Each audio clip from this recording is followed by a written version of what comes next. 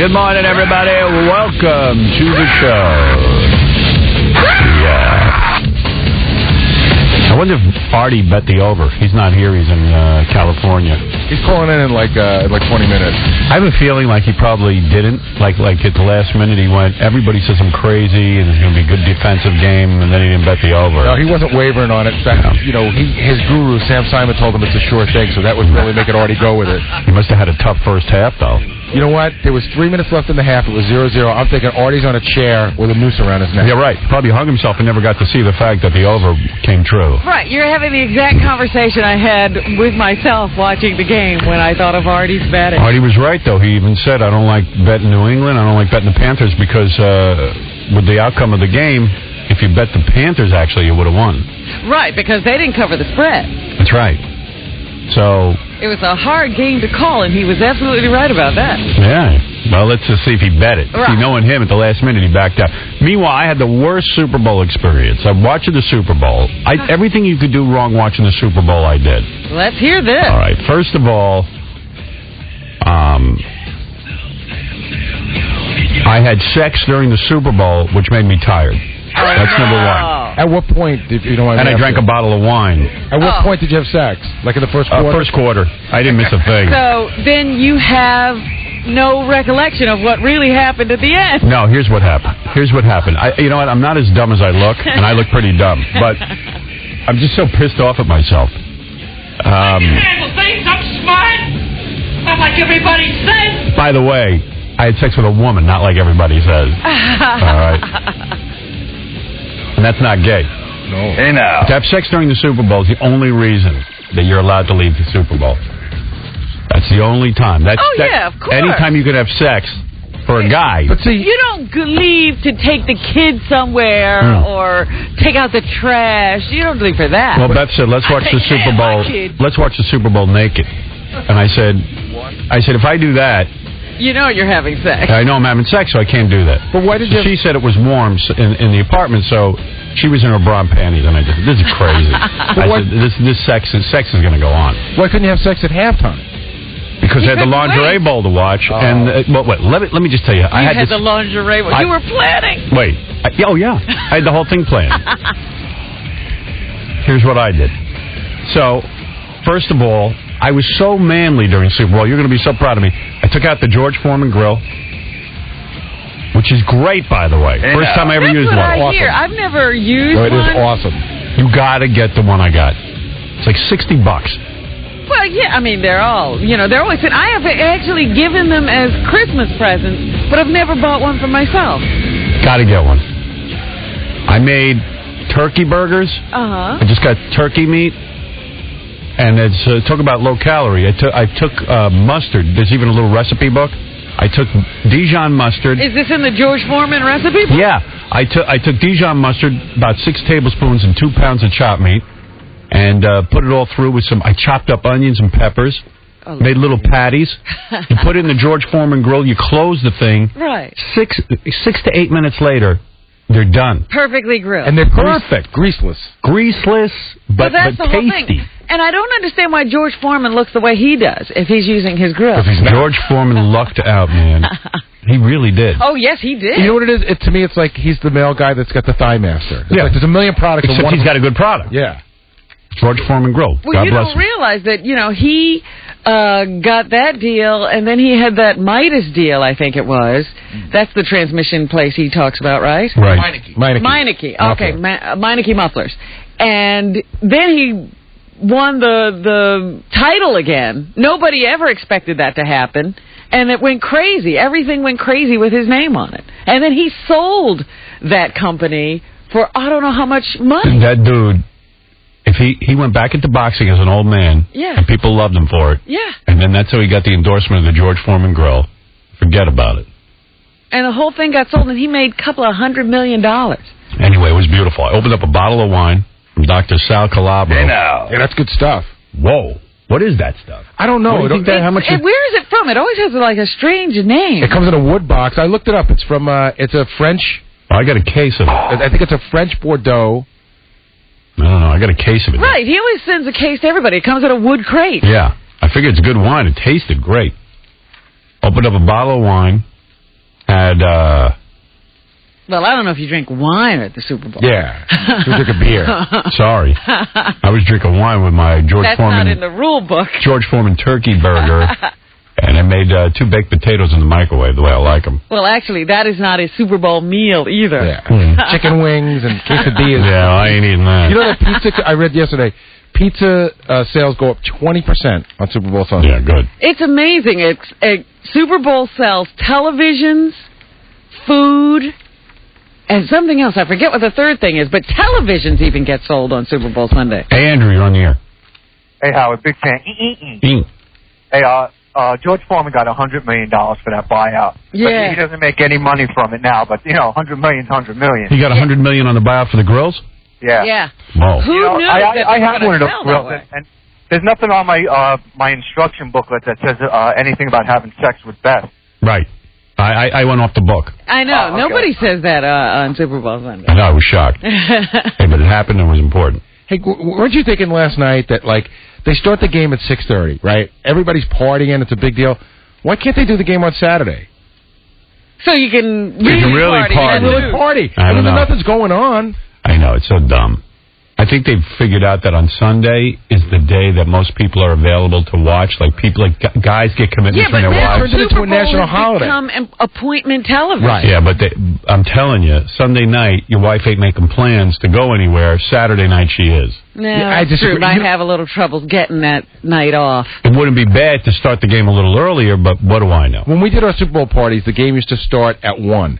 Then they moved it to 3. Right. Then they moved it to 5. And now it starts at 6:30. Now it's prime time. It's crazy. Yeah. All right. Anyway, so listen to my Super Bowl experience. So I was watching the game and I couldn't keep my eyes open. But I hit the TiVo. And I said, I was watching the game. I had the wine, I had the sex, I had the turkey burgers, the whole thing.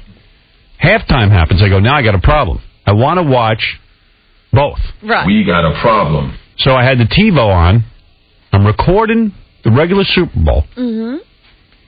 I switch over to the lingerie bowl. $20 friggin' bucks. I switch over to the lingerie bowl. How was it? Well, first of all, didn't they say that at halftime the game would start and it would be a 23-minute Right, game? it was supposed to be exactly halftime. I tune into the lingerie bowl, and they're in their halftime of the game. Could you imagine? Oh, they started before halftime?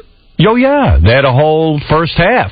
Oh, my or goodness. something. I don't know what was going on, but all I know is there was a lot of standing around. And Amy Weber, who was on Son of the Beach, she was doing the commentary, and everyone had to show their boobs, kind of like at a low-cut top. And the whole time she's just going, I'm really impressed with the girls. These girls are really impressive. I have to say, I'm very impressed. I'm like, Amy Weber. Had 10 million ways of saying I'm impressed. You wanted to kill yourself. It was the cheesiest thing you ever saw, first of all. I mean, it was worse than... First of all, the lingerie sucked. Really? Yeah, because the girls were wearing like a panty, like a giant panty lingerie. Like, I know how good a body Angie has, and she didn't even look great in her lingerie because it was like weird lingerie. Oh. And I don't know what Angie's on, but she was way over the top. I mean, like way into it, like yelling and screaming. And You don't think she's on something? No, I don't think she's on something, but she's all hyped up on like taking adrenaline. it, like it was a little weird. Seriously? Yeah, it was a little weird. I'm like watching this thing going. She's really into it. She's like, I'm going to win. I'm going to win this game. And these guys are cheating. And I was like, whoa. Oh, boy. She was more enthusiastic than the guys who were playing the Super Bowl. Yeah. And, but Angie was right. Nikki Ziering, as far as I could see, hardly played. Really? But I saw 2 seconds of a game. And, of course... they didn't come back while Super Bowl was on? See, I looked, Howard, you had an all-day pass, and they kept repeating it after that. So you could have watched the halftime show and then watched it later. Yeah, good. Well, anyway, Yeah, I caught the end of the lingerie bowl, and that was, final score was Nikki's team won 6-0. You're kidding? No, but it was a joke because Nikki didn't play. I mean, so they brought in the ringer, and the ringer actually ran the football team. Yeah. And Angie really ran her team? Yeah. Could she pass? Or did she have... I saw 3 play. Angie was in for 2 seconds, and then the game was over. I mean, it was totally a rip. They said they were going to play the whole game during regular halftime of the Super Bowl. And were the outfits hot? No, he said the panties were bad. Meanwhile, who knew over in the real halftime Janet Jackson was going to reveal her breasts? Right. Well, that was the thing. There was more breast in the actual halftime show. There were no breasts in None. the lingerie ball. Right. But the real halftime show did have a breast in it. Now, do you know a guy streaked? Yes. And During a commercial break? That. Yeah, but I got a picture of the dude streaking. Did you? Because I was like, well, let us see him. Now, what company was he streaking for? He wasn't streaking for his... Just a guy. He didn't have stuff What's the past tense? He struck. He didn't have stuff written on his back? I thought I saw writing. I don't know. I couldn't tell. I didn't get a good glimpse of him at all. Where did you see the streak? Same email I saw I saw? the email, yeah. Oh, really? Yeah, we got the guy. A terrific ass. How did he? How did he get on the field? They were clearing the Super Bowls. I mean, the halftime stuff away, and he just took to the field. Yeah, wasn't this going to be like the most, the secure ever 7-mile no-fly zone? Yeah. And a guy gets on the field. We know he didn't come out of a plane. Yeah, so I don't know. It was like whole thing was weird. So I watched. You really did try to get the lingerie bowl in at halftime. I got it in. I watched it. And, I'm saying there wasn't much play. Right. Well, anyway, so I was there long enough to know I dropped $200 on the lingerie ball because I had Angie's team. Oh, that's right. Yeah, so I owe Artie $200. But they should pay you because they really did sucker us. They said Nikki was going to play. Yeah. I told you it was going to suck. You could tell it was going to suck a mile away. Yeah, well, I tuned in to see if I had my $200. So, and then Beth was laughing because she goes, you lost $220. She goes, not 200. I go, yeah, I guess. It was all a loss. And then, I wonder how many people tuned in. I don't know. It didn't make Angie look good because even Beth said, if I have any jealousy toward Angie because the fact that you dated her, she goes, it's over. It's over now. I don't, I just... It wasn't a good thing. Yeah, she goes, you should be embarrassed. Oh. I go, oh. She was laughing. It was pretty cheesy. I got to admit. And it sounds it. Did you make it to the end of the game? Well, wait a second. So now here's the horror of the whole stupid story. So I tuned back, and then I said, well, I'll just fast forward through the halftime, see if anything cool's happening. So first thing you see is who the hell came out first? P. Diddy and... Well, first, Jessica Simpson was screaming. Right. Oh, I didn't see that. Yeah. She got a mic. It was like way too loud. She couldn't hear us, so she's like... Oh, it's just somebody should just ship her out of the country. Yeah. Put her into the white slave trade. And how silly that, she's supposed to be a singer and all they'll let her do is scream into the microphone that, it's time to party. So then Janet Jackson comes out of the floor, I think, was the first thing. Yeah, right. It was Janet Jackson. And then I was telling Beth, because she's the only person I had there to broadcast, though. I said, man, she's got an ass, because when I received the Billboard Up and Coming Actor Award after Private Parts was released, I was there with Janet Jackson. She had the biggest ass I've ever seen. They talk about J-Lo's ass. J-Lo has no ass. Not compared to Janet. No. Janet has, literally, have you ever seen a person whose lower body is just like a shelf? The ass is you're like, oh my God, they're deformed. It was like a bench sits behind her even when she gets up. Yeah. So they dressed her right. She has to wear a blanket over her ass. Well, I said it was like the Wizard of Oz. Don't look behind the curtain because there's a big ass. They should have pulled that curtain up. She's built like a squash. So they had the ass covered with a towel. And they had strips, fringe, a bustle. They had everything they could think of to put over the ass. Everything goes over that ass. Imagine I would have loved to see a reality show trying to dress that ass for the Super Bowl. The designer of the ass. Yeah. Ass curtain. And between you and me, I thought kind of the halftime show was sort of has-been show. Right. I love Aerosmith. They're my favorite band, I think. But how many years are you going to pull out Aerosmith? That was earlier. That was early. They weren't in the halftime show. But I'll tell you what, they were the only good band. I love them. First of all, they made everyone do their old songs. Right. I was like, Kid Rock singing something 100 years old. Yeah, Kid Rock singing a whole old song. You got Nelly singing doing It's Hot in Here. Which, dude, how many times are you going to go to that bowl? P. Diddy was doing something from, a couple of albums ago. P. Diddy's a clothing designer. And Janet Jackson, she's doing something from 1988. Yeah. Right, that was like the Rhythm Nation album. Rhythm Nation. The only guy they had there was Justin Timberlake, who I'm not, I don't care to really see him. But at least he's relevant. At least he's relevant. He's got a hit going. So, Anyway, so... They were lucky to have him. Yeah, so I'm going through the whole halftime thing, and I fast forward through it. I didn't even see the boob shot. I got it off the internet. I mean, I missed that. Yeah, I'm sitting there, watching, and I'm like, did I see Janet Jackson's breast?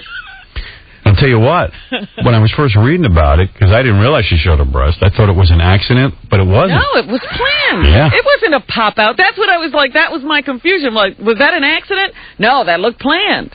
Yeah, well, evidently she'd been going around saying something big is going to happen during the Janet Jackson. It's going to be a surprise. Like, how Madonna kissed Britney Spears?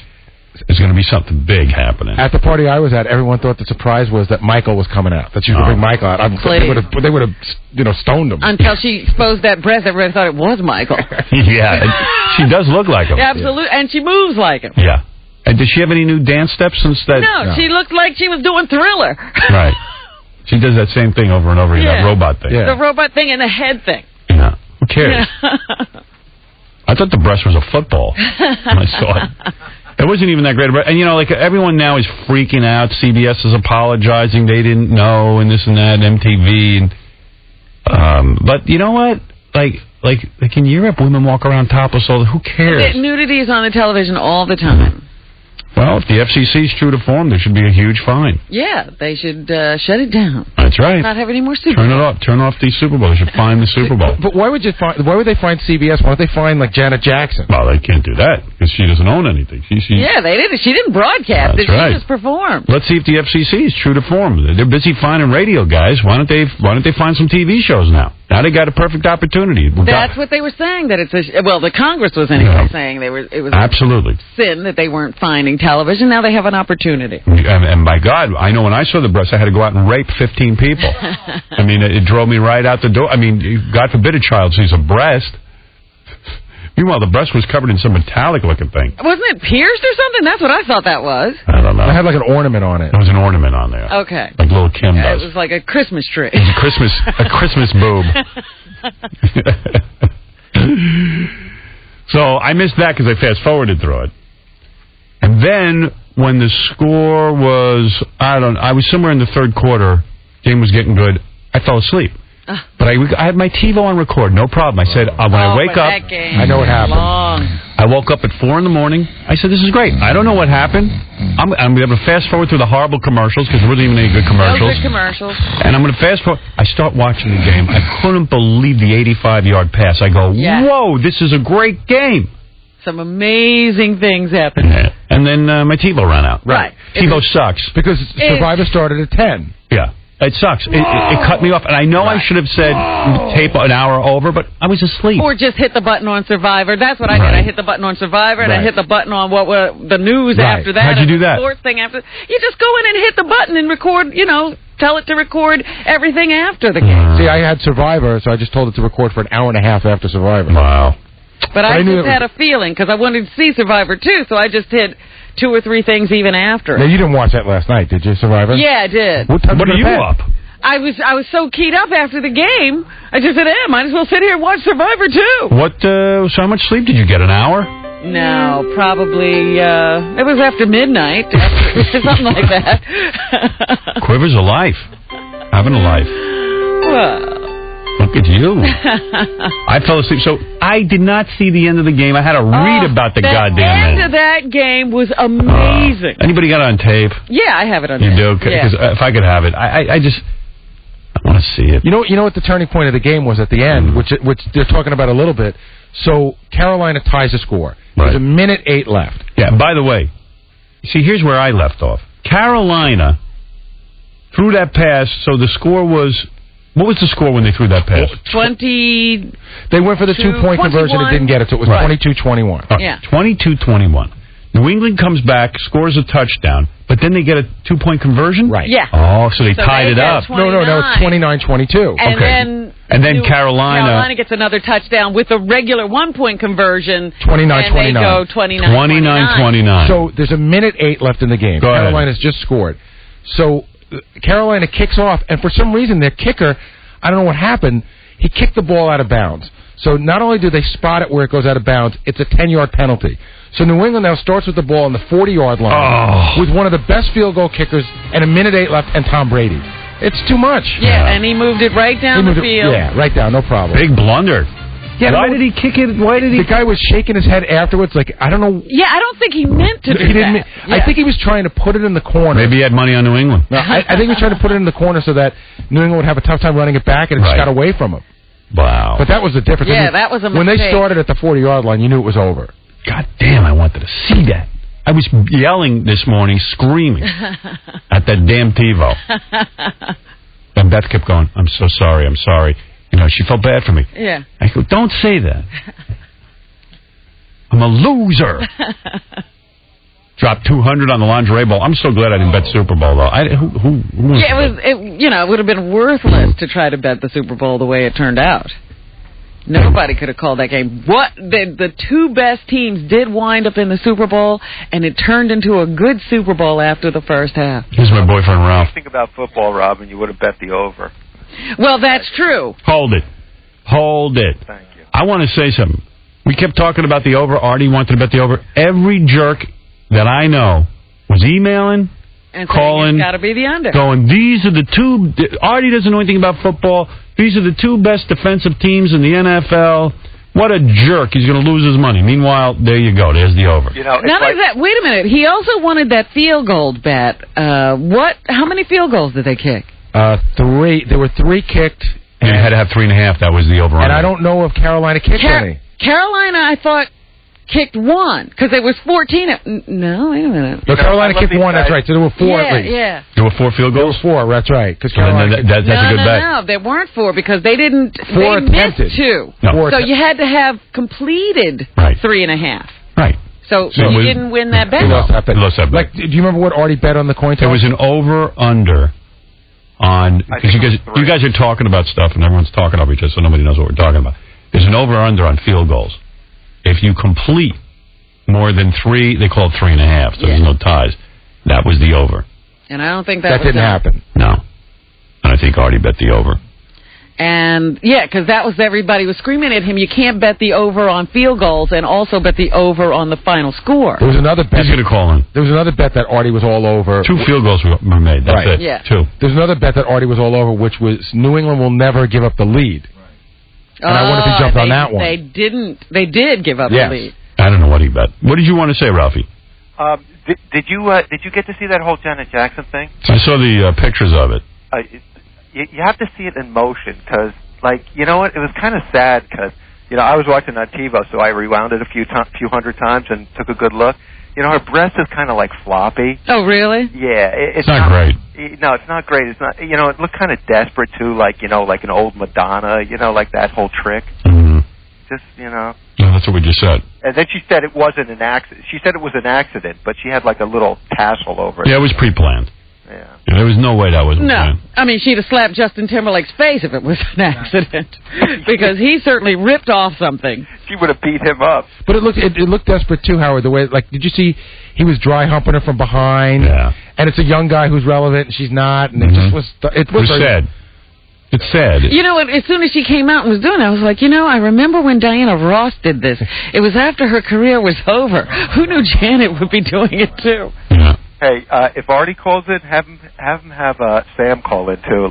Sam was giving me this whole rap on, that defensive rap, Carolina and this and that, and he's done research on it, and he's highly recommending taking the New England, and what? God knows how much he bet because he was really all over. What are you saying? Oh, he took New England and gave away the points? Yeah. Oh, well. What does he care? He's got $1 billion. Yeah. He didn't bet everything. Right. All right, bro. There you go. There's Ralph. Ralph's analysis. Yes, double A. Hey, Howard, how's it going? Hey. I want to know, how the hell can you say you had the worst Super Bowl experience when you had sex with the beautiful Beth O? Well, no, that was the highlight of my life. That was the lousy Super Bowl. That was the best part. But then when I'm saying I didn't get to actually see the Super Bowl, I timed the sex perfectly because nothing was going on that first quarter. Yeah. But who cares about the Super Bowl? You're with beautiful Beth O. That's irrelevant. He wants it all. I wanted it all, double A. He wants it all. Get out of here. Talking about the Super Bowl. And a good one for a change. Because, the rap was usually when they have the 2 weeks between the playoffs and the Super Bowl, that the Super Bowl usually sucks. It's usually a blowout. Yeah. This time it didn't happen. Yeah, John. Hey, Howard. Hey. Hey, what's going on? You tell me. Well, I think that Janet seems surprised. I mean, I don't know. Oh, please. She seems surprised. She stood there for a long time before she finally put her hand up. Are you out of your mind? You look surprised. I couldn't believe there was more boob on the regular Super Bowl than in the lingerie bowl. And that bondage outfit certainly doesn't come apart that easily. Yeah, I think that was pretty well planned. I know there's a whole bunch of phone calls. I'm trying to get to them, but I realize I got to take a break. So let me take a break, and then Artie's going to call and tell us how he did. This guy says he saw Artie in Vegas. Wait a second. What? Josh? Hey, now. You saw Artie in Vegas? Yeah, Artie's a freaking mush, man. What did he do? He got himself in trouble like usual. What did he do? First of all, he's getting drunk over at the Hard Rock Cafe. He's knocking back. I can't hear this guy. All right, Artie will be on the phone when we get back. We'll be back right after these words. All right, I got Artie on the phone. Artie isn't with us today because Artie played a gig in Vegas, and then Monday morning supposed to be in L.A. because he has a full day of meetings about that movie they want him for. Right, yeah, he said he had some business to take care of in L.A. So Gary called his hotel in L.A. They never even heard of Artie. They don't know where. They said he never checked in, so we tracked him down in Vegas. He hasn't been to sleep yet. He goes, this was the greatest weekend of my life. I couldn't go to sleep, so he's on his way now to L.A. Oh, my goodness. So a drunk and tired Artie is going to be in meetings all day? Hey, Artie. What's up, guys? Uh-oh. Listen to the guy who's going to be in meetings. I love that he's going from, I said, I only wish I could be as loose as Artie. I have the inner voice of Ray and Ben Stern telling me I need to get rest. Yeah. You don't care. You haven't been to sleep yet. Howard, first of all, I just had the greatest weekend of my life. All right, go ahead. First of all, did you bet the over? I bet the over. 5 G's? I bet $4,000 on the over. Now, how much was that a straight up bet, or what's the odds on that? No, when you bet the over, you just you win what you bet. Right, okay. $4,000. So I won $4,000 on that. The coin toss, I watched the game with Sam Simon. Right. The coin toss, Sam said, I'll take the action from you. Okay. So I put $500 up with Sam on the table as the coin toss happened. I took the Panthers. I won. Yeah. So that's how the game started. I took $500 off Sam. By the way, you won $200 off me in the lingerie bowl. You know what, Howard? I just found that out right now. Yeah. I didn't know about the lingerie bowl. I completely forgot they were playing it. I watched Even without that, he had a great weekend. Hey, did anybody bet that whether Janet Jackson's boob would pop out? What were the odds on that? Yeah, they didn't have odds on Janet Jackson's boobs in Vegas. All right, so right away you're up 500. I'm up 500. Yeah. Then what happened? So then I went down. I went down on the sports. Well, first of all, I saw Bowie Friday night. How was that? Howard, unbelievable. Now, did he do the good songs or that new crap?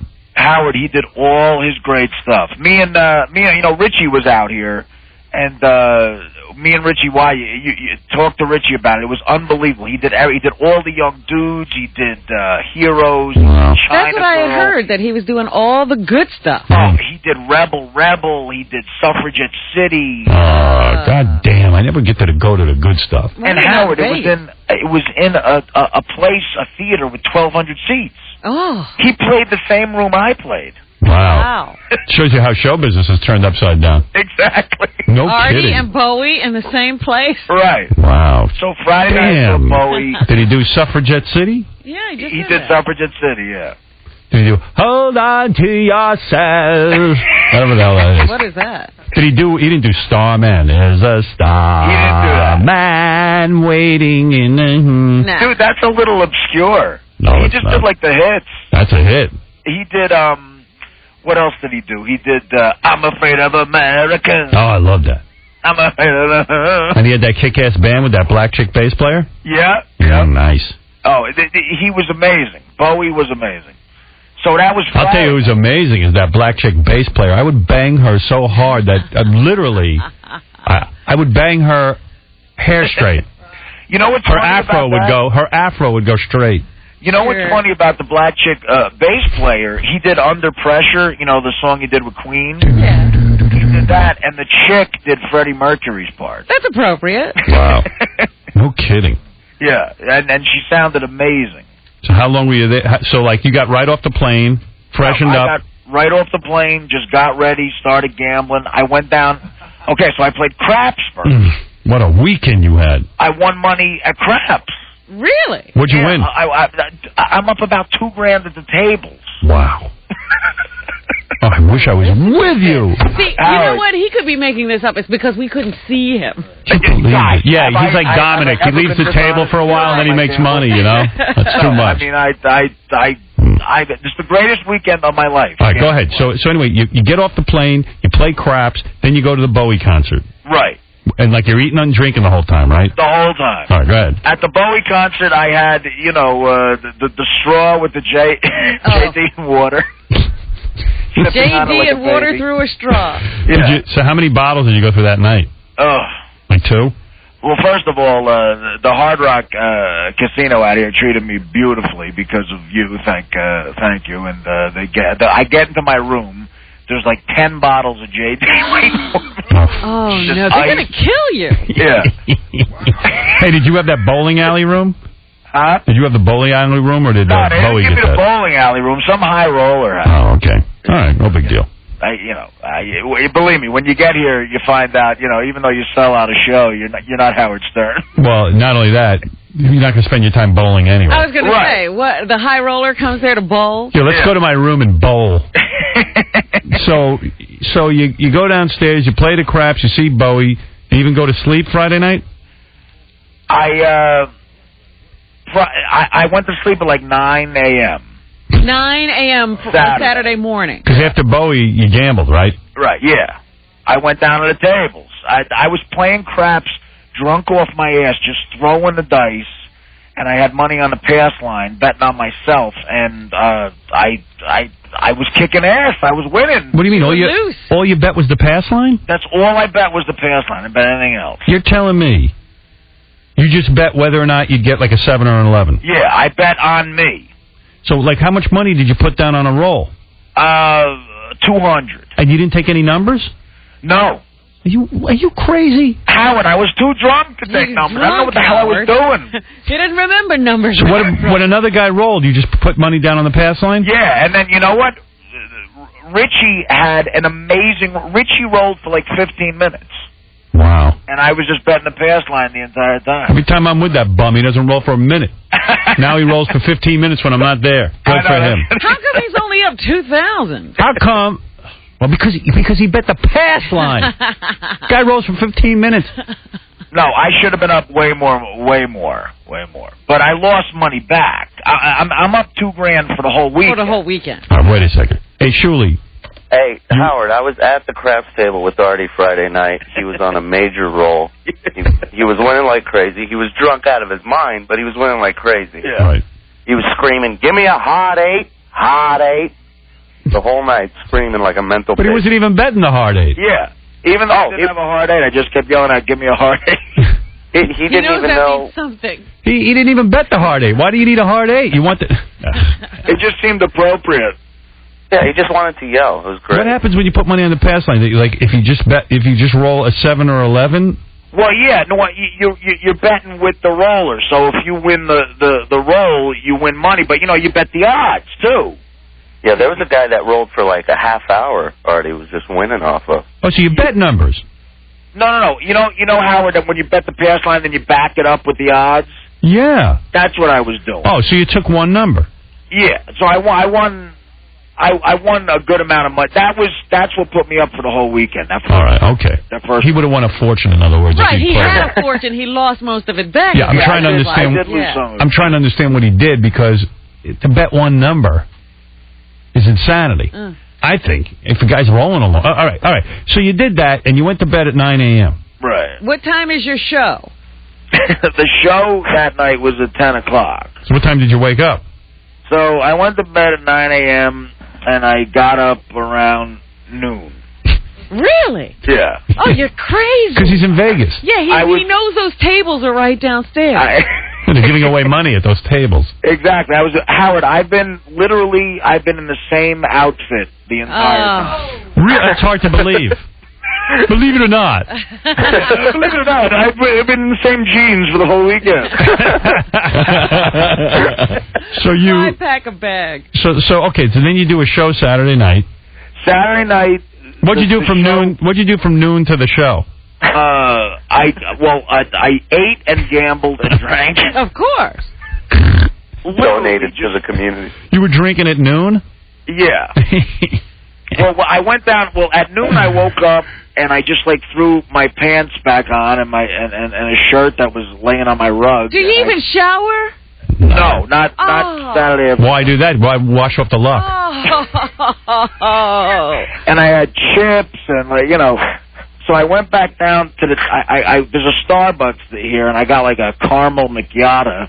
Those are great, huh? That's like lunch. I chugged the caramel macchiato down, and then I went to the craps table. The macchiato is like a whole big deal. That's like liquid candy. It's like a milkshake with coffee, I guess. It's good though. It's good. At least Artie wasn't drinking alcohol. They don't spike the macchiato. It's good to see you doing something healthy and having a caramel macchiato. Yeah, the caramel macchiato really helped me out. Well, he needed the calories. Yeah, no empty calories. Yeah, he needed calories because he could hardly sustain himself.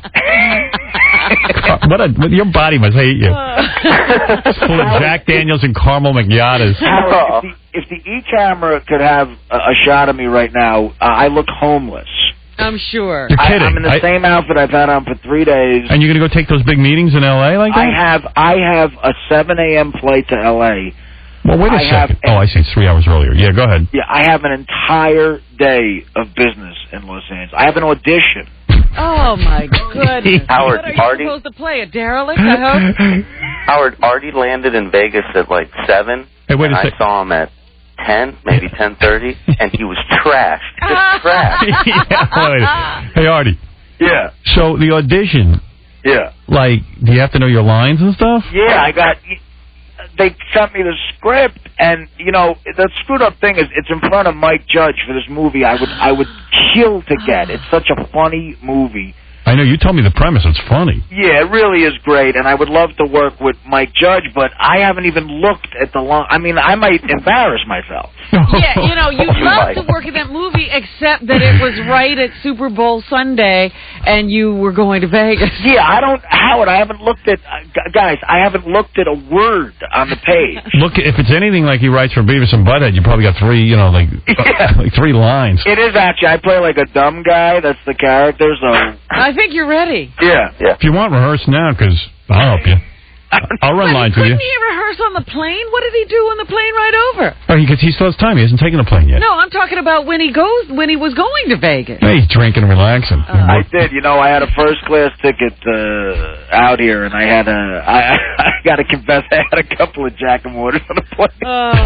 He was loaded already. It was a Vegas weekend. This was real. But you know what? It's very irresponsible of me because this is I have a huge day in Los Angeles. Have you been to sleep since Super Bowl? No. So wait a minute. So you got up at noon and started drinking on Saturday. I went back down to the craps tables. Dude, why don't you just come home? You're not, You're crazy. All right. So then Super Bowl. Tell me the bets. So for the Super Bowl, I had the coin toss. I won $500 on. Go ahead. The over, I won $4,000 on. All right, but wait a second. Were you freaking out up at halftime? The score was ridiculously low. Well, I was watching it with Sam, and we were into the second quarter, and he goes, Artie Lang bet the over, and it's nothing. Yeah. I mean, it's unbelievable. Yeah, there was no scoring first quarter at all. Were you nervous at that point? Oh my God! I wrote it off. I said, "There's no way. It's impossible to win." And the Hard Rock got me in the VIP party, and I'm sitting there just screaming and yelling, and people are looking at me like I'm nuts. And there was no scoring, And then all that scoring happened at the end of the first half, and I just Holy mackerel! Got turned up a few notches. But did you bet the field goal bet? I bet. Okay, I had. I didn't bet the field goal bet, no. Okay. Which is a good thing because Vinatieri missed 2 field goals. Right. Yeah, they have to make them all, right? Which was killing me. But I bet, this was a great bet. I bet the over on the Patriots' total amount of points. Oh, what was that? What was 22.5. Oh, very nice. I saw that, and I was like, the Patriots got to go over 22.5. That's one of those teams. Hey, I got to hand it to you. Remember, I bet $1 grand on that. Remember how everyone was saying you don't know football because they're the 2 best defensive teams in the league, and don't bet the over. Yeah, so I mean, 38 is an insanely low over/under for a Super Bowl. Everybody wants to score. You know, at the end, people are. You know, in junk time, even when people would lay back, they score in the Super Bowl. What else? So what else did you bet? Anything else? That was pretty much it. Those were the large bets that I made. So then, after the Super Bowl, you just stayed up and gambled all night? After Howard, when that game went over, when the Panthers scored a TD, yeah, the party was on. I moved the party at halftime up to my suite up here. I had a bunch of my buddies from Jersey over. And we watched the second half in my suite. We got like chicken wings, and I was with Bob Levy and Dan the song parody man. Yeah, that guy. He's a great guy. We had wings. We ordered steaks, roast beef sandwiches. I was like, everything's on me. When like a Roman orgy. We were screaming and yelling. Did the Hard Rock comp you all that food? Yeah, everything was comp. Actually, you know. The kid who produced the gig I came out here to do, this kid Jeff Beecher, a great guy, he brought Kelly Osbourne up to my suite. Really? She was in the hotel. Anybody bang her?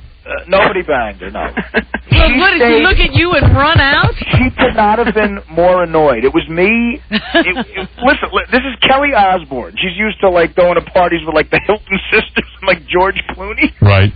For the second half of the Super Bowl, she came up to my suite. It was me, like 4 of my buddies from Jersey, Levy and Dan the song parody. How quick and boat-faced did she make? Yeah, I had AC/DC in the CD player live at Donington. How long did she last there? Howard, she was in my room for 3 minutes. She came up with a friend of hers. They were both very nice. They were very polite. You know, I gave her the most comfortable chair in the room, I thought. We're eating chicken wings. I'm drunk. I got chicken sauce on my face. And the over comes in. All my buddies had the over too. I convinced them to bet it. We went nuts. We went berserk. Like, she ran out. She got scared. And like, was she all dressed up with like one of those weird hairdos and like makeup? She was out for a party. Yeah, she's all dressed to the nines. I heard Artie's in the jeans. He went to the steam room. I heard there was a party in Artie Lang's room. Let's go. She had a look on her face like, you guys are gross. You guys are grosser than my brother Jack. But that's a Super Bowl party, dude. I mean, you know, what did you expect? You mean you guys actually were interested in watching the Super Bowl? Howard, this is a rich broad, grew up in Beverly Hills in London. She was with me and my buddy Anthony watching a game that we have a bet on the over. Hey, Dan, you're on the air. Hey, Howard, how's it going? What's up? Hey, it's Dan. I lost Artie. I guess we got him on the phone now, but he disappeared a couple hours ago. Oh, you're Dan the song parody man? Yeah, that's yes, Dan. Sir. Yeah. Hey, Artie, you're on the line still. Well, what do you got to say, Dan? Well, the most amazing thing, aside from the amount of alcohol that Artie and Levy consume collectively, which is just, you can't even measure it, you know, by the gallon. But the most amazing thing was that Artie actually turned down one shot of tequila from a fan. Aside from that, he did not turn down one drink the entire weekend. I'm picturing Artie in the steam room with his clothes on with a naked Dennis Rodman and then walking through the Hard Rock air-conditioned lobby completely wet. Drenched. Howard, I was in the steam room at the Hard Rock in an outfit. I looked like, you know, I was working construction. Yeah, you look like you were fixing the steam room. Dwayne, you're on the air. Yeah, what's going on, Howard? Listen, Artie was at the blackjack table, right? Mm-hmm. He was getting pissed. He was all supposed to bend up on freaking JD. He was on a good roll and everything. But then all of a sudden, what happened, Artie? Remember when you came through and you spilled them drinks and everything, you started losing some money then? What happened? You spilled the Artie, drinks? thank you, though, because I bet on the over and won some money. Yo, good looking.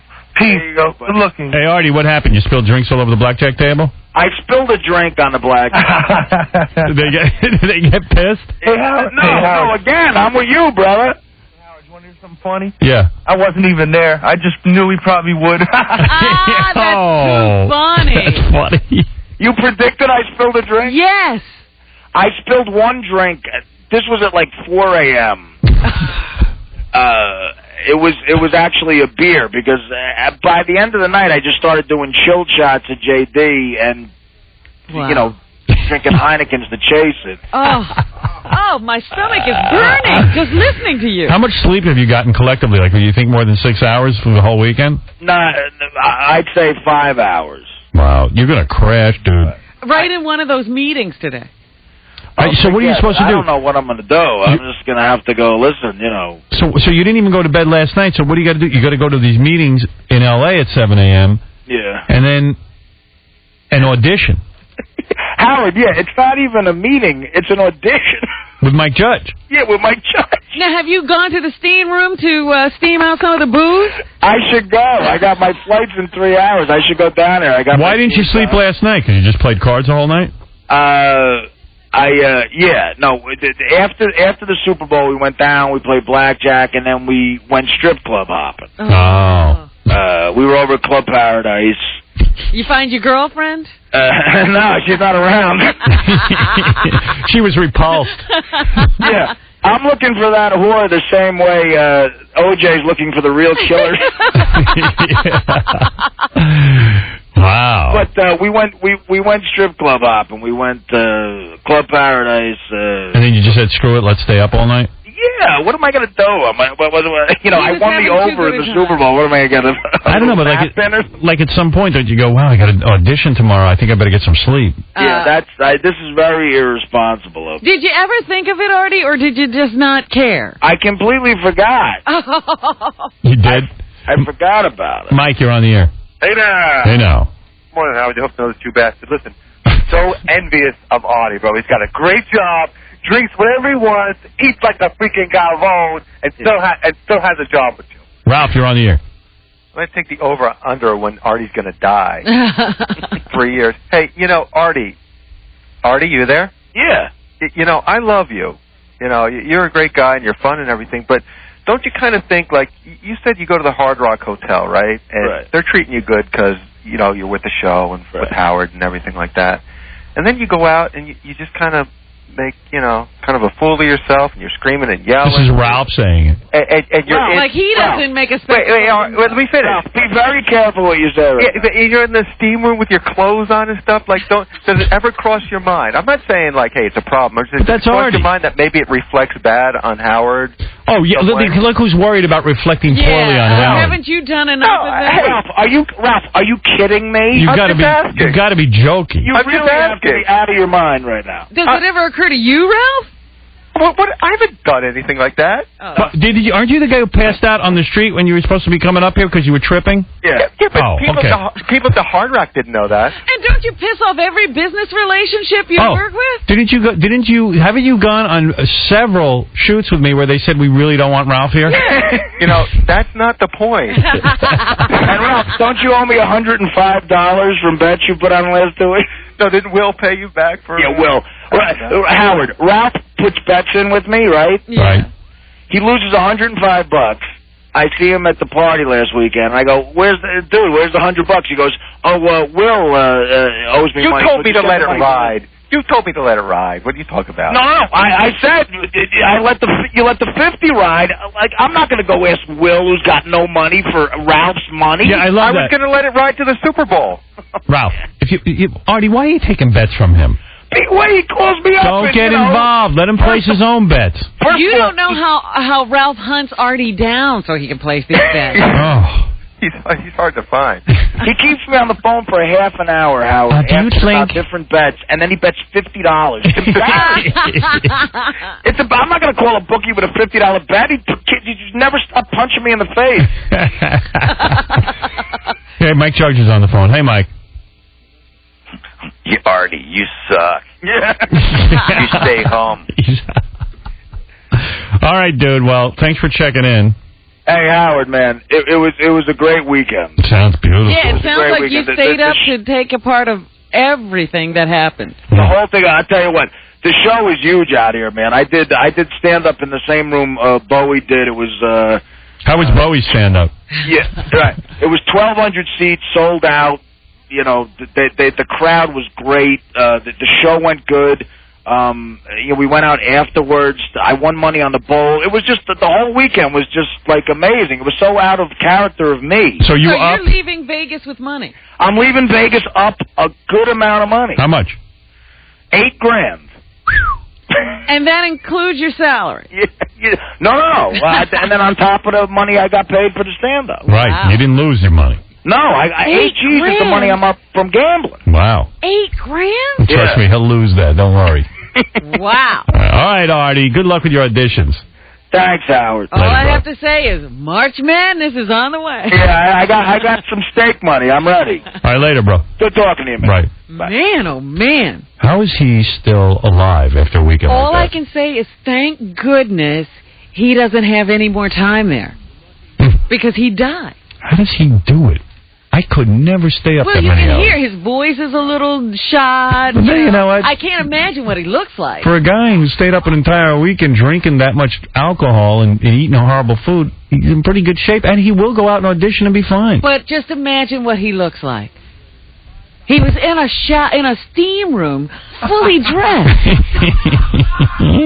I thought Beyonce did a nice job on the Beyonce can sing. Star Spangled Banner. She was good. I was shocked. I said, you never know if these girls can sing these days. She can really sing. Now, was that lip synced? No, she looked like she was doing it live. That's what it looked like to me.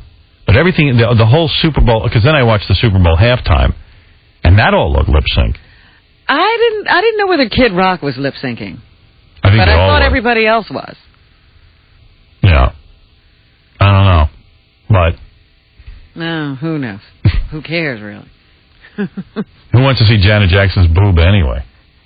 I mean, what is the big deal? They're making such a big deal. CBS has issued apologies and. Yeah, they're so helping Janet because she wants somebody to make a fuss over her. The only thing that'll be hypocritical is if the FCC doesn't fine CBS, because they're the ones who are always screaming that all this stuff is bad for kids. Right, and they're supposed to be now cracking down on everybody. I know they fined me over $1 million for talking about boobs, so why not if somebody shows one? And you kids certainly saw can't say that was in any news context. CBS issued a statement saying, we're so sorry that the boob occurred during dinner hour, and I'm like, is there? You can't show boob during dinner hour? I was like, is there even a dinner hour in America anymore? Like, especially on Super Bowl Sunday? There's no dinner hour. I don't know. But by the way, it was planned. It wasn't. At first, I think everyone was saying it was an accident. It wasn't. There was no accident there. It was planned, and she had a big metal piece over her nips. Yeah, I couldn't. I said, is it pierced? What's going on there? Because she kept saying for weeks there was going to be some big surprise. And if she was saying that, I didn't see any other surprise. Maybe the surprise was that they fit her ass into a pair of pants. When they found a ruffle big enough to cover it. Yeah. Yeah. I wish they would have. The surprise would have been if they lifted that towel she was wearing over her fat ass.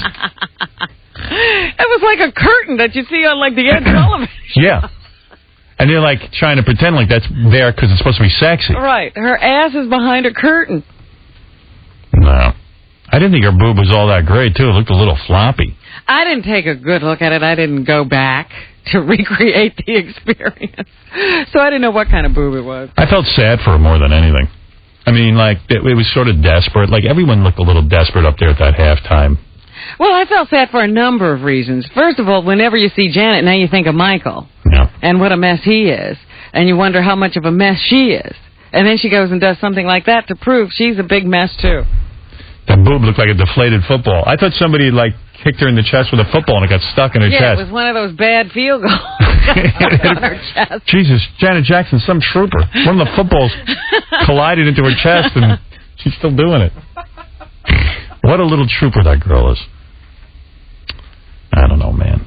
It's all messed up. Everything's cool, though. I mean, CBS won't get in trouble for the boob. No, it'll just go right away. MTV evidently produced the halftime events. CBS is owned by Viacom, which owns MTV anyway, so they said to MTV, you produce the halftime event. So they made it a little rock and roll, you know. Right. Janet Jackson, who hasn't been current in 10 years. And the only guy current was sort of Justin Timberlake, and I don't care to see him. But, yeah. You know, Puff Daddy, he was wearing that big giant coat. What's he wearing that big coat for? I don't know. Kind of reminded me of one of those old movie stars. And then, like, Nelly singing that, it's getting hot in here. It's getting hot because you're wearing your winter coat. I would only hope. You're screaming, girls, take your clothes off. And that song's, like, kind of outdated. I mean, it's a good song, but... It's a summertime song, and it's over. It's over. He's got to come up with a new song, that guy. Good luck. It's over, Johnny. And even Kid Rock, who I love... Doing ba bada bee, bada ba bada bing. And I'm like, well... He hasn't done that in years. Mm-hmm. I mean, I love him, but... Well, they want the hits at Super Bowl. People aren't going to sit still for anything else. I guess. Yeah. Well, it's kind of weird, though, to see him singing that. He hasn't done it in such a long time. Right. So, yeah, I watched the Lingerie Bowl, and I just TiVo'd the regular Super Bowl halftime. And went over to the Lingerie Bowl, and they said that the whole game was going to take place in 23 minutes, which is the length of time for halftime events. And it wasn't true. The Lingerie Bowl was almost over. You should see me. My system is so complicated that, like, I had TiVo DSS going, digital satellite, so I could make sure I didn't miss the regular Super Bowl. Yeah. Then I had to switch over to the Lingerie Bowl, and I had to find that on cable. Uh-huh. And I was having some trouble finding that. And I'm really? And I'm yelling. I'm going, and Beth's sitting there. She's the only audience I have. I go, Jesus Christ. I can't get the Lingerie Bowl in halftime. It's time. It's probably kickoff. You only have one satellite feed? I got a second satellite feed, and it doesn't work. Why is that? I keep calling my guy. Every week I got some problem. Oh, my goodness.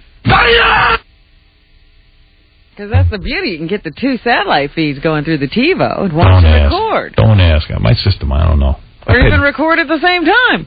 I got to call. I got to make a meeting with those guys and figure out why I'm behind my technology. Because I was thinking of, all right, I should see the Lingerie Bowl, but then I was like, nah, I'm not going to do that. Nah, you had to be there for it. You have to watch it. Come on. I knew I wasn't going to miss anything. I really had the feeling. You don't know how good I felt dropping $20 on that.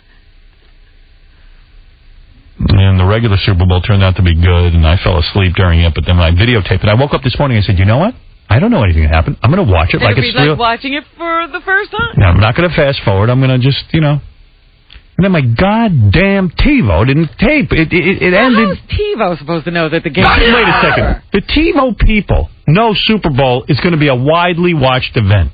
Yes, but they don't know. The network tells them this is what's happening. No, they should have a special thing that they hit a button, and then all of a sudden it tells you you're going to have to tape more.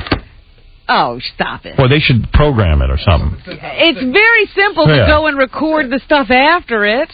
No, I didn't do that. I forgot I was tired. I went to sleep. Because I had sex during first quarter, thank God. Because I was horny as hell. So you enjoyed the first quarter. Most people were frustrated. Yeah, and I was like, I bet you I'm going to miss something, but I had the TiVo taping that, and I figured, it seems to be a battle of defenses right now, so... Actually, I found that fascinating. I said, this is an amazing football game. And I was sitting there, and I got horny during first quarter, because, first of all, we pulled out the George Foreman grill and made turkey burgers. So you had planned your menu for Super Bowl? Yeah, we usually have Shun Li Chinese food, but I'm into this George Foreman grill thing. It's great. You're getting one. Now you're grilling indoors. Love it. Why am I getting one? You're just getting it. Oh. I'm getting it for you. I'm going to send one over to you. I am. I'm telling you, in 6 minutes, a turkey burger is done. But I don't eat turkey burgers. You don't? No. What do you eat? You chicken? No, not often. You will. I got to admit, that son of a bitch made a good grill. They've been selling that grill for years now. I took Dijon mustard, mixed it in with the turkey, chopped up peppers and onions. I made little patties. I nuked 2 potatoes. I love microwave baked potato. They do a good job of microwaving the baked potato. They're good together. Those two go together. You know what? I'm not using my microwave that much anymore. Even like soup, I heat up in a saucepan because Someone told me it's bad for you. I know. I keep reading things on the internet even that says, microwaves are doing terrible things, and I don't even know what the terrible things are. But I'll tell you, they're doing wonderful things to a baked potato. So I had that. I opened up a bottle of wine from Dr. Calabro. He sent me over some case of wine. It looked like fancy wine, and I'll tell you what, it tasted good. It tasted good, then it was good. Polished that off. Went in, started watching Super Bowl, had the sex. That's everything you do to be sleepy. A bottle of wine and sex is going to knock you out, man. Eat, drink, and have sex. Yeah, You're going to fall asleep. And let me tell you, I'll tell you how horny I was. The dog was crying all during the sex because, we have to lock her out of the room when we have sex. Oh, so you close the door and she's like, because she loves being with us. So I was like, God damn. I said, I'm still going to have sex. I'm going to ignore that. I'm going to ignore that. I'm in sex. Shut up, dog. S-E-X. Beth and I were feeling good about each other. Like we were we cooked together. We had our George Foreman grill. And we love it. Whenever we cook something, it's the best thing we ever ate. You know what I mean? Like we're all kooky like that. You get all crazy. We get crazy. This is so good. We're like, this is better than going to John George. You get crazy. We're crazy. We were crazy. We were crazy. Because there's something about being able to cook something on your own and making it taste halfway decent. I'm impressed, but I'm never so. It's like this is almost as good as the restaurant, but not really. You don't have to use any butter on that grill or oil, nothing. You just 6 minutes. It's like and it looks like a pants presser. Oh, really? Yeah, it's like space mashes age. it down. Yeah, it mashes it down. Like you pull it down and it cooks. It's really psycho. And then you sit and watch all the grease come grease pour out, and you go, you see? Look at all the goddamn grease. Look at all I'm missing. Yeah, I can see we're going to be in a turkey burger jag for the next 3 or 4 weeks. Right, I see now you're in love with the George Foreman grill. You'll be having George Foreman come and cook for you. We're going out today and buying 20 billion chicken cutlets and tons of turkey burger meat. Telling you. I save all the grease in a jar so Artie can drink it. There you go. It's good for him. It's a beverage. It's a beverage. Smoking, you gotta drink it. Man, I love Super Bowl Sunday. I just wish they started an hour earlier. I don't know why the pregame starts at 3:00 in the afternoon. How much pregame do you need? And what sucks is Survivor All-Star probably didn't get on until 11 o'clock. Right. It wasn't until 11 o'clock. The news must have gotten on at midnight or after. Yeah, I don't care about the news. I don't give a rat's ass about the news. But, I mean, those people are sitting around waiting for all of this stuff to be over so they can do their stupid news. Yeah, and then Sunday morning, I wake up, I read the paper, the New York Times. Yeah. Try to be all intellectual. For a day. Yeah, and I start reading about, these political dudes and everything. I go, this is boring. Let me open up the marriage section where I can read that. You love the wedding of the week. And this time it was some black dude marrying this hot white chick. Really? That gets my interest. Boom, I'm like... I never even go near that part of the I know it's there, and sometimes I run into it, but... They have one wedding that they feature. They feature. And this was this big black guy with an earring and the whole thing. And this, little, tiny, cute white chick. And you're not racist, you say? No. Of course not. I never look at race. Except in the Sunday Style section. Except in the marriage section. So I'm trying, and the parents are kissing the bridegroom, so they seem pretty happy about it. The white parents and the chick. They give you a big, big picture of the whole wedding party. The New York Times knows what they're doing. They know you want to see what the parents think. They're like, look at the big black guy marrying the cute little white chick. Well, who is this black dude? So it turns out he's some jazz saxophone player, and it turns out the white chick's dad is a jazz musician. So it's Love Me Daddy, Right. I'll show you, Dad. You spent all that time on jazz. I'm just fast forwarding ahead to the divorce where the N-word starts flying. Oh, goodness. So I was reading the Times, and then I spent the day with the kids, and then I come back into the city, and I take care of my kids. Yeah, I spent 3 hours at Staples and Kate's Papery trying to buy the perfect organizer. Are you still? Day planner. I thought you got one. I'm getting a new one. What is this? Has been months now. I have a weird. It'll be over before you get the right planner. I have a weird obsession with planning now. It's like I'm really an organized dude now. I got to go over and see this organization. Well, let me tell you something. I'll ask for something, he won't be able to find it. That's funny because I'm usually unable to.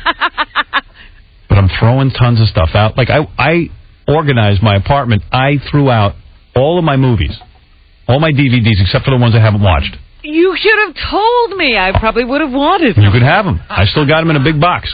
I'll send them right over to you. I'm talking about, Goodfellas and... Yeah, I would take that stuff. Because you know what? I looked at it, I said, I never watched this stuff. And I said, I'm holding on to it. I do sometimes I go back and look at old movies. And then I'm like, well, you know what? What if people come over and they want to watch an old classic movie? And I go, you know what? Kids or anything, yeah. I go over to the video store. So, to take up all this space... Oh, I hate video store DVDs. No, come on. They're always... gummy or something's wrong with them. So I'll buy one. You know what I mean? If I need it that bad. The only one I say was The Godfather, because me and Pat are getting together to have a Godfather Sunday with our girlfriend. Yeah. We're going to cook spaghetti and watch the entire Godfather with the girls. That's funny. Yeah, we're doing that this weekend. That's a biggie. We're having episode 1, episode 2, but no episode 3. No 3. You can't buy it separately, but and we're going to cook. Don't ever look at 3. I'm thinking of just getting out the George Foreman grill and cook it. You can't grill spaghetti. No. No? No. Why not? But you could have turkey meatballs. Yeah. No, everything gets flattened out by the grill. You don't have any meatballs. You have patties. Those are the things of meatball on that thing. Dear. I'll cook during episode 3 if anyone wants to see that. I don't know, man. But, I got rid of all my DVDs, and then I was over at Staples looking for the Franklin Covey. I ordered it on the internet yesterday. Franklin Covey? Who's Franklin Covey organizing system. What's that? That's a whole thing, man. I'm into it. Well, what is so good about the Franklin Covey organizing? Well, it's got a whole philosophy on how to keep yourself organized. And it's 2 pages per day. Oh, my. It's a whole system. And then I call Lisa. Then I call Lisa Canarak to discuss it with her, the organizing lady who lives out in Dallas. I've been on the phone to her all weekend. Yeah, but did she say that the Frank Covey was the good thing to do? Yeah. Well, we had a whole. And now I don't know how to use it because it's so involved. And don't ask. How could you get? Oh my God! This is what I spend my day doing. The organizer should be simple. How do you need a person to tell you how to use a book? Oh, this is some system. Oh, you're Wait till you see my system. By the time, what are you? Are you going to be working for the president at some point and have to organize him? And I'm getting a Franklin Covey tutor. I'm not kidding you. Like an hour of lessons. You know what? You have too much money. That is exactly... No. Yes. You buy a book. I'm sorry. You have too much money. Too much. You bought 50 organizers already. I know. And it can run you about $200 each. See, this is what I'm telling you. Too much money. People trying to make ends meet out there. You're buying organizers. It's easier to land on Mars than to organize me. Oh, my goodness. But that was my Super Bowl Sunday. And then I was all stressed out. So crazy. I took the dog for a walk in Central Park. Some people are really asswipes. Why do you say that? Because, like... First of all, it's freezing cold. How you think it'd be too cold to be an asswipe? Some people go. The dog will like start nipping at your dog. Yeah. And you go, hey, and this woman says to me, I was afraid of that. And I go, well, if your dog bites other dogs, why would you let like out of a courtesy say, oh, my dog's not friendly? Right. Keep away. I was afraid of that. But I see people do that with their kids, too. Right. Yeah. I mean, I don't think people want to discipline anything.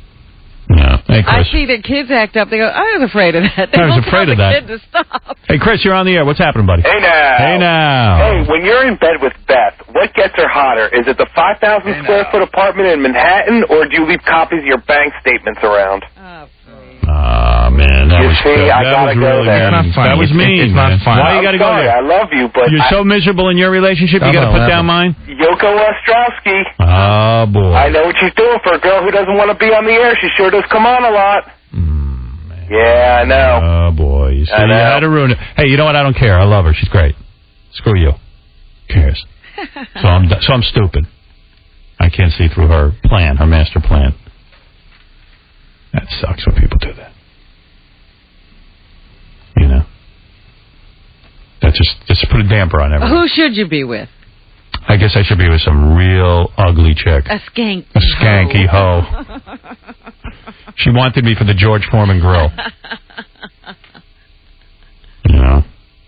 And you know he's got some ugly chick he's with, and he's all pissed off at my situation. Yeah. I happen to score a nice chick. He's experiencing real love. I mean, I happen to, but he has real love. I'll give him that. You know what? I'd rather have the kind of love I have. Yeah, there you go. Yeah. What's the def? You're not into the real love stuff. You bet. You know what? Real love, highly overrated. Yeah. All right, I got to take a break now. I wonder if my cousin Paul's coming by. Who's your cousin Paul? My cousin Paul from Vermont. I went to lunch with him on Saturday. Went over up to the Ocean Grill with my cousin. He's in from Vermont. He's got a video store up there. Oh. So he comes in for some sort of trade show, and you told him to come by today? I said if you wanted, you can. I don't know if he's coming. He's like, this is a cousin you actually know. Yeah, he's like a hippie. Yeah, it is my real. This the one that built the log cabin? No, he's the one who homeschooled his kids. What? Oh. It's funny because Ronnie, that guy's downstairs. Oh. And we wouldn't let him up because we don't know who he is. Oh, I forgot to give you the name. Yeah. That's my real cousin. Yeah. I'll go let him, because, you know. How long has he been down there? Probably about 10 minutes. Yeah. Oh, no. Well, we're waiting for you to go to break. He probably left. No, we're waiting for you to go to break. Oh, Ronnie's like, I'm not letting him up. And I'm like, oh, damn him. I'm sorry, I forgot to tell you guys. And hit him with some nightsticks. Let him up. Okay. Did you taser him? Yeah, Ronnie tasered him. You're not his cousin. You know what? After your last cousin, we were afraid to let any cousins up. Is he with his wife? I have no idea. Yeah, he's a good guy. Oh, that's funny. Yeah, give him a seat. Let him. Oh, my goodness. At least let people know, Howard, so the guy can get in. Mr. Organizer, don't even write down. See? I suck. You better get that Frank Covey organizer. That ain't going to help. Get to work. See, you got to write stuff in the organizer. All right, we'll take a break. We'll be back. Well, tomorrow is a primary day in 7 different states: Missouri, South Carolina, Arizona, Oklahoma, Delaware, New Mexico, and North Dakota. So when's this thing going to be over, Robin? I mean, like, is Kerry going to take? What's he going to take? They already know. Well, right now, John Edwards is the front runner in South Carolina, and he's thinking that if he doesn't win, he's got a slim lead over Kerry right now. If he doesn't win in South Carolina, it would be pretty much over for him, and he might as well just get out of the race because he's not going to be a credible contender if he can't even carry South Carolina. So that's what he's thinking. Meanwhile, Kerry is the front runner, but he's now going to have some problems because apparently he takes a lot of money from lobbyists, which is one of the things Dean has said he won't and shouldn't be done by a candidate. So that's going to be a problem for him. And there's also a question as to whether he lied when he was being investigated about some campaign funds a couple of years ago. So I was looking at the amount of delegates, and as a matter of fact, if you look at it right now, you know how they're making it like Kerry's running away with this thing? Dean has almost as many. Yeah, the delegate count is not that far apart right now. And, any little thing could tip the balance. So it's not a runaway, but he is winning these early primaries so far. So that's... I think Dean actually has more delegates. No, he doesn't. Yeah, he does. He does, right? Yes. Because last time I looked, he didn't. The Democrats have something called superdelegates that don't come from the primaries. And enough of them have already pledged their support to Dean that he actually has a few more delegates. That's right. Oh, so those aren't the ones you win by getting elected. But even even the ones that you win, that from winning these primaries, it's not that far apart. So, but Dean's got that whole speech thing that everyone's freaking out over. At the box office this weekend, amazing, but that You Got Served was the #1 movie. What is that? This weekend. It's that dance-off movie we were talking about on Friday with Steve Harvey in it, and there's a bunch of guys dancing against each other. I love that.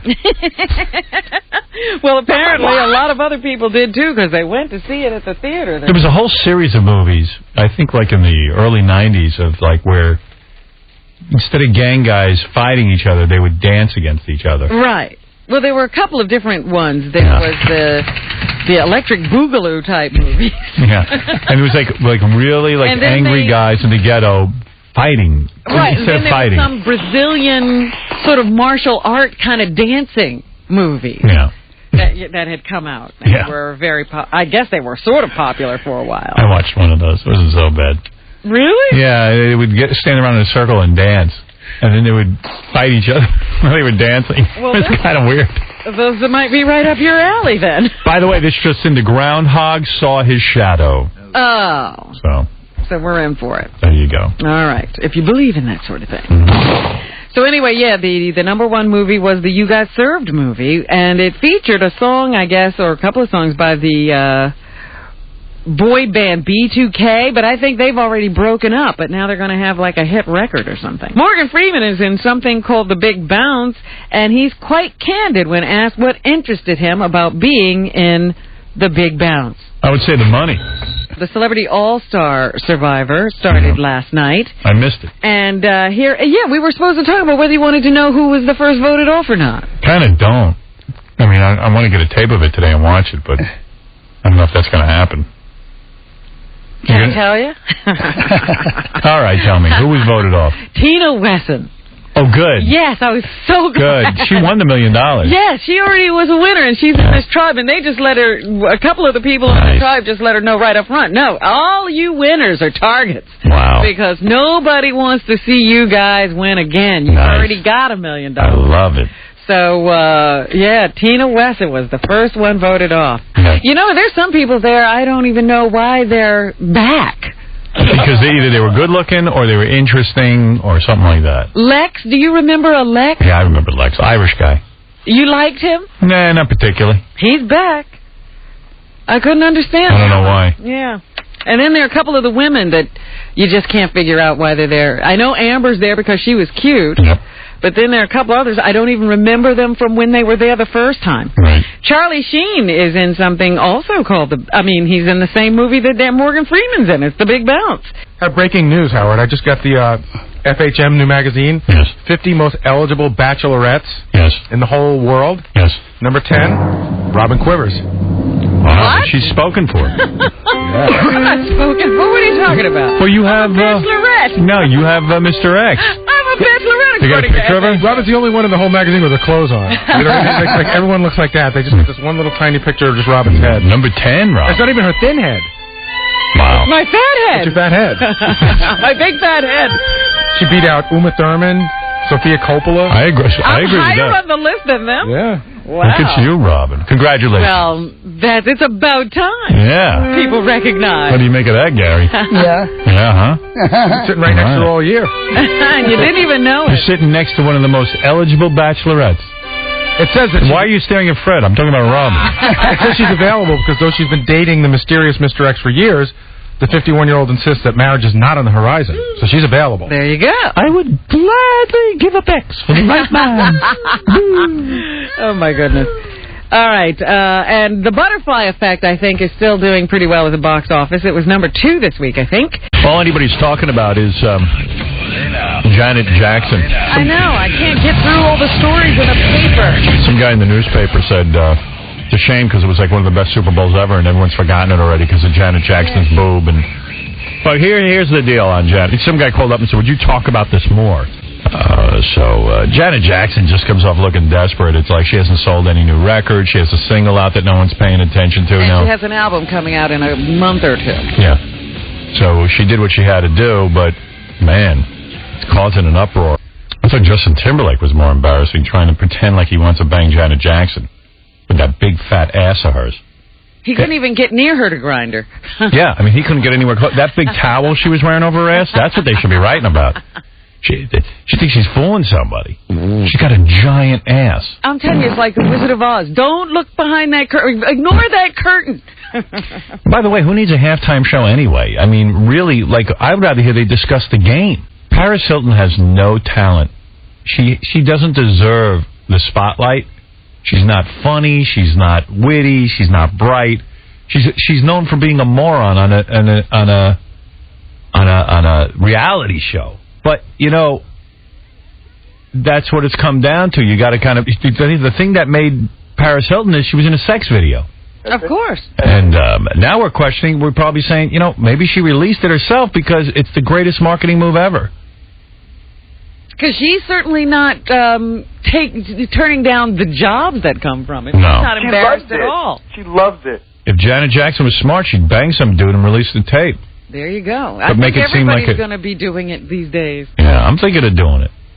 Want to be a big star? But that's almost what it takes to be a big star now, which is sad. Well, Monica Lewinsky has all kinds of incredible celebrity, and what is she known for?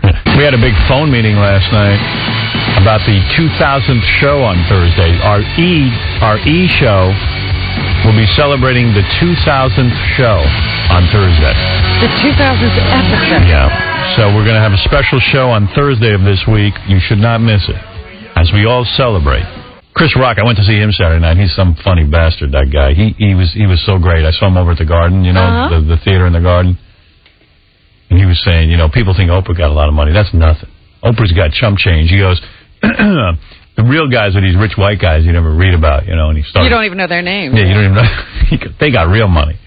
They got, they're going to screw your life up kind of money. Oh, yeah. Like the guy who owns Microsoft and stuff. They could almost take on the government kind of money. Yeah. Chris Rock is so funny. The only complaint I had about the show is it seems to me like he's preparing another HBO special. Oh, yeah, so definitely. He ends up doing like an hour and a half, and it'd probably be a lot better if it was an hour.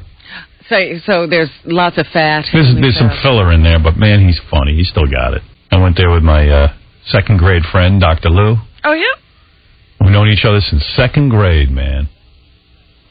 Second grade. I remember this guy. So we got together, went for a little dinner. Then we went out to Chris Rock show. And we were sitting they were real good seats. They were right in the middle of the whatever you call that place. It's not the Garden. It's the theater. The theater, they call it. The theater.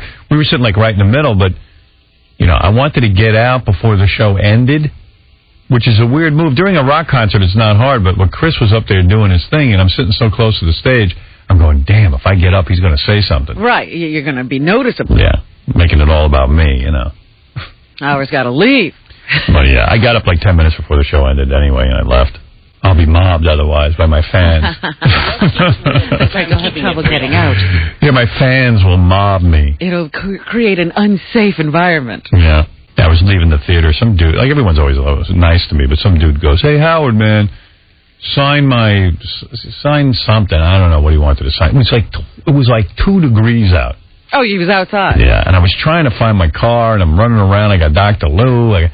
So I said to the dude, hey, listen, man, no offense. I said, I'll sign anything, but I really, now's not the time. It's cold, and I gotta help all these people out. He goes, F, use the F word. F you freak. Oh, wonderful. I said, you know what? Let's do it right now, right here. You want to take a shot? You hit me first, because otherwise you could sue me if I hit you first. Right. Give me your best shot, and then I'm going to deck your ass.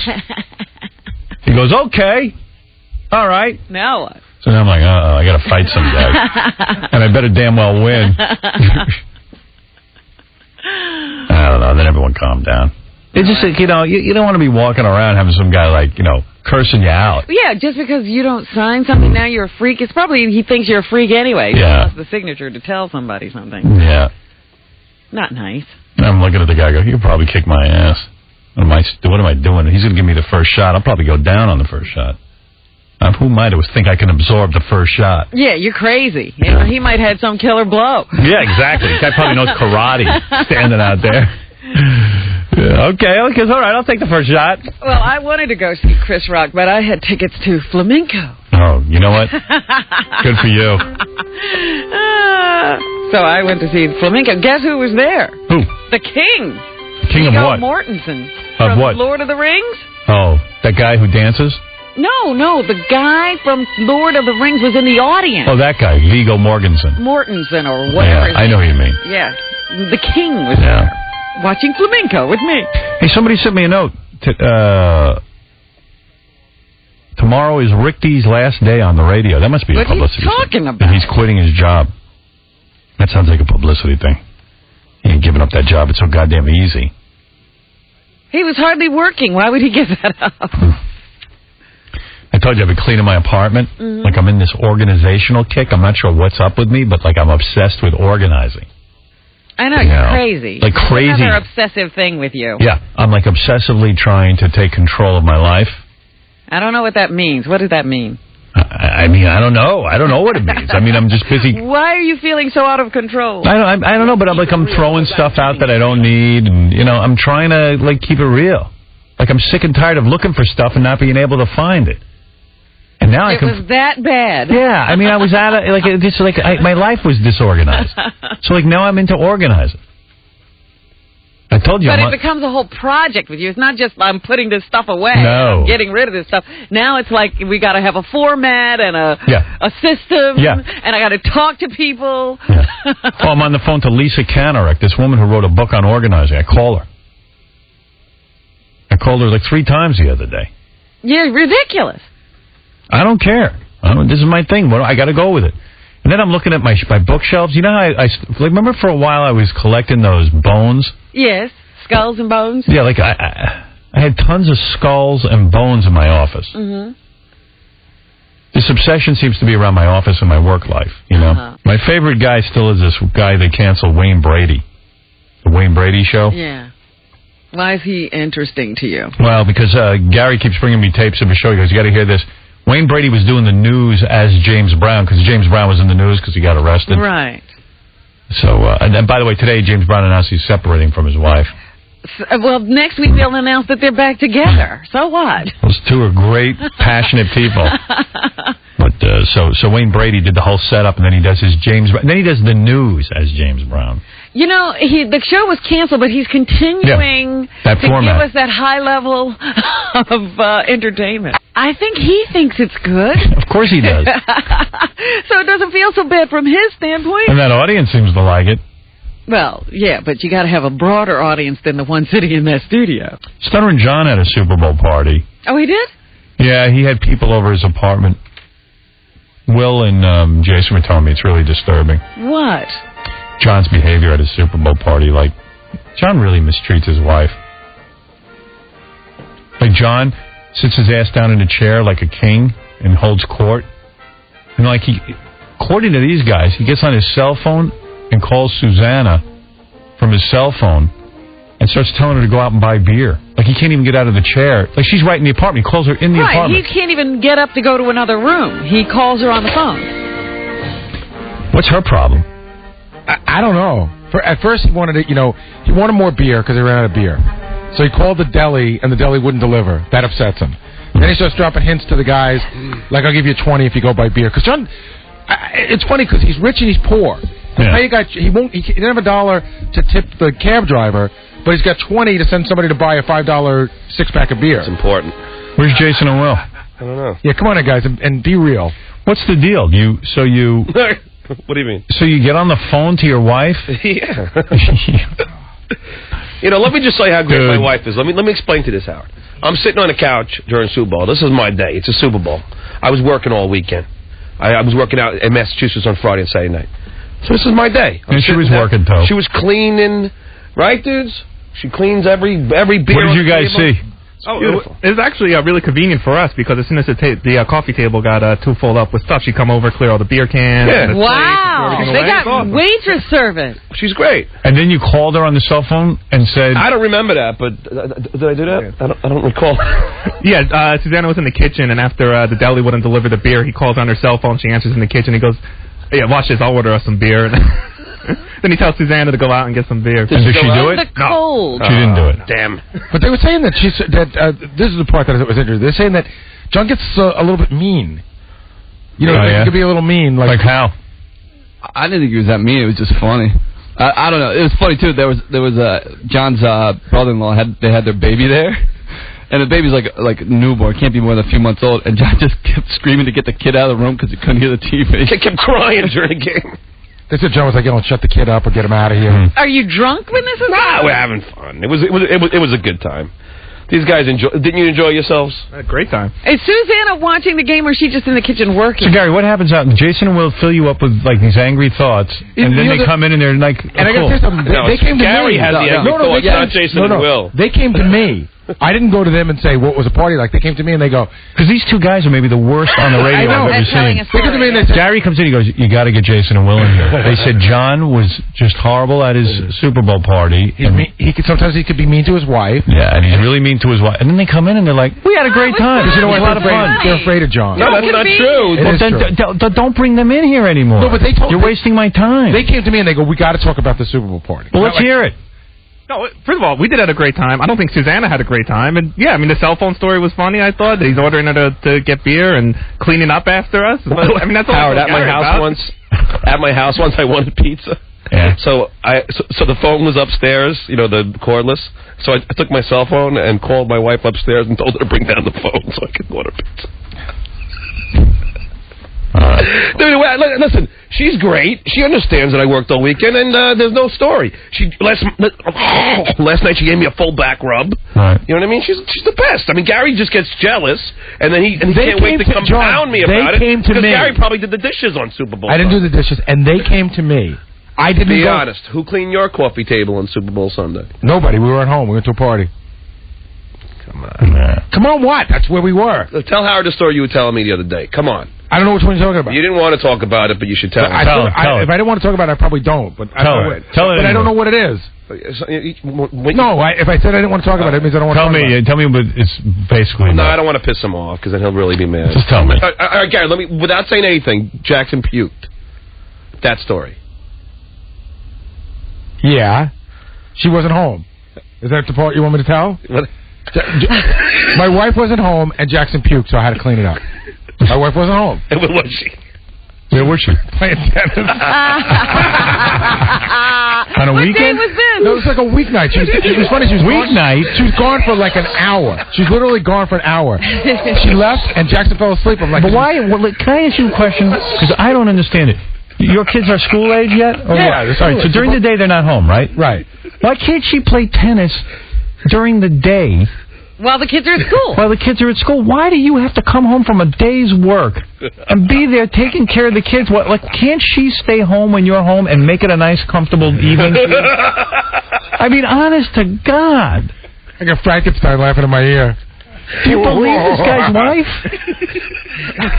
I admit it's piggish of you to be calling your wife on your cell phone. I admit you're right. That's piggish. I think you're right. But this guy, he's getting the worst deal. As good as he is, he still doesn't get anything for being that good. Do you ever say to her, gee, I'm gone all day working. The kids are in school. What are you doing the time that the kids are in school? You know what?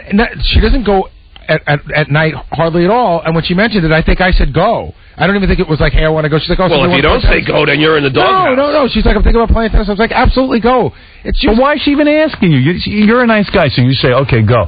Tell her to go play during the day. She's got like 6-7 hours of free time. I don't think it comes up often to play at night. What's she doing right now? Sleeping. No, she's getting the kids ready for school. Kids are at school already. No, they're not. The kids will be going to what time do the kids go to school? They'll be in school by 9? 8:30. All right, 8:30. So from 8:30 till 3 o'clock. Right. She got free time. All right, there's stuff for her to do. Maybe she go shopping or something. But what is it to do, really? I know. What is it to do? You got a cleaning woman? Do you have a cleaning woman? She comes in once a week. John, you have one? No. Oh, you're married to one. She's home all day. She can't clean the house once a week. Jesus. So true. You know what? John has the opposite story. Did you tell him about your dog going to the bathroom in your? Oh yeah. The other morning, this is crazy. The other morning, I'm on the way to work. I'm getting up. I noticed my dog took a huge, you-know-what, all over the bedroom floor. Right. So I stepped over it. I left a note for my wife, clean it up. Like in the time John wrote the note, he could have actually cleaned it up. I had to get to work. You left what a smelly... If Gary left a note? I can't believe John even left a note. I know. But what would happen if Gary left a note? The funniest thing is I left if Gary left a note, that would be it. There'd be a divorce. I left a note on a napkin. I could have just took the napkin and cleaned it up. Right. Why? Then you got to wash your hands. Gary, if my kid puked all over the floor, I would have left it there until my wife came back from tennis. She comes back from tennis. Hey, look what happened. That'll keep you go out at night. Poor Poor Gary. Gary, poor Susanna. She's married to a nut. Dude, your wife's out playing. The guy can't even clean up a dog doo-doo? You can't even... You left... I mean, you had to go to work. Listen, I'm going to work. I work every weekend like you. Yeah, you never have time anyway. I was at John's house over the summer, and I'm standing in the backyard with him. The dog comes over, takes a poop right next to his feet, and he looks over. Susanna's at the other end of the yard. He goes, Susanna, the dog crapped in the yard. Come clean it up. And she walks all the way over, right next to him, picks it up. And goes, what a life. I'm enjoying myself. Look at this miserable bastard. He's sitting there cleaning up puke, changing his kid's diapers. John, there was nobody home. And building a... Should have been Did you see there. his new project? He's building a box car. You know? He brings it in. My son He's and I seeing like shop guys, having them install the equipment into the car. You're a nut. I mean, don't you do anything with your kids? Oh, my goodness. Listen to him laugh. Yeah. Jason, how funny was it when Gary put in that car? Hey, look what they did to the bottom. Yeah, imagine I worked on a project with my kid. You hired a guy to carve it out. I did not hire a guy. Gary. I did not. Gary. John. Did you route the wood yourself? No. Okay. Who did it? I went over to my friend's house and he helped me with it. His friend, his poor friend now, his father with Gary's kid's project. Yeah, I thought it was a project you and your kid are supposed to do. It was one tiny part. So why are you having your friends do it? Because he was doing his kids too. That makes a good point. He was doing his kids Poor kid now going to do Baba Booey's kid's project. Everyone's involved, the whole community. John, what do you do with your kids besides ignore them? I do everything. You don't do anything. I play ball with them. You don't do anything with your kids. I coach them in baseball. I do things I want to do. Exactly. John just does anything that's competitive. I ain't going to clean that puke. I heard. Yo, listen to this. Listen to what a lunatic John is with his kids. So you know how John's like crazy competitive? Yeah. Like OCD competitive? Yeah. Right? He's got to win at everything. Him and his daughter were hanging around. This is too funny. And he goes, his daughter said to him, let's have a contest. No. I know. I'll tell the story. Tell the story. I put my kid to bed every night. I play games with her every night. Like, you name that, too, and all these different kinds. All right. So I had this game, because the Giant game was on 8 o'clock. I figured this would be quick. I said, Greta, let's just hold our arms up and see who can put our arms down, who can hold our arms up the longest. 8 o'clock at night. 8 o'clock at night. Take a guess what time this game ended. Howard, at 11 o'clock at night, she goes, we're still arms up in the air. At 11:09, she goes, Daddy, I'm losing feeling in my hand. He doesn't even let I go, well, I guess you lose. He doesn't even let her win. I'm not going to let her win. Great Santini. How's that teaching a kid? You're going to teach Howard, him 3 hours and 9 minutes insane. with an 8-year-old's arm in the air. Come on. That's nuts. Child abuse. It is. Hey, listen, she's a good athlete. She had rotator cuff surgery the next day. Is that the craziest story I've ever It is heard? crazy. Whatever. Oh, you're both crazy. Whatever. Okay, let's do push-ups. Okay, now we're going to chug some beers. Yeah, we're just bounce a basketball off our head. Okay, me and my kid have the best time. We talk all the time. But, I mean, there are certain things that I think that while you're busy working, this crazy schedule, you got to fly everywhere and, sign Baba Booey on pictures every weekend, that, you should have your day when you're home on Super Bowl or whatever. You shouldn't be... During the week, his wife could be out doing whatever, God knows what, dude, that tennis. She's just smarter than you. Well, apparently, according to you, the whole world is.